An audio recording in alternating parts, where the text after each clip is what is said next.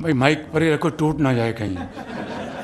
जब जब तड़प हो, जब दिल में एक आग जल रही हो कि मैंने कुछ करना है, तो अल्लाह ताला फिर मदद करता है और फिर वो चीज़ें हो जाती हैं।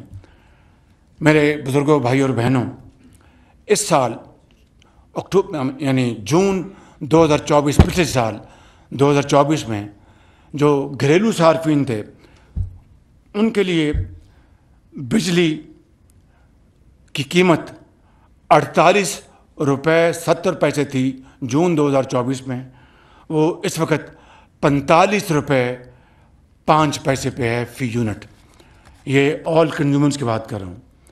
आज घरेलू सार्फिन के लिए इस 3.5 रुपये की जो कमी हुई जून 2024 से लेकर आज तक, उसमें मज़ीद आज इजाफा 7 रुपये 41 पैसे फ़ी यूनिट उसको हम मुहैया कर रहे हैं अल्हम्दुलिल्लाह।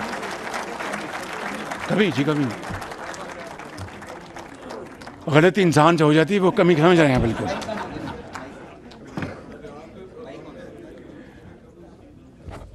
भाई माइक पर ही रखो, टूट ना जाए कहीं।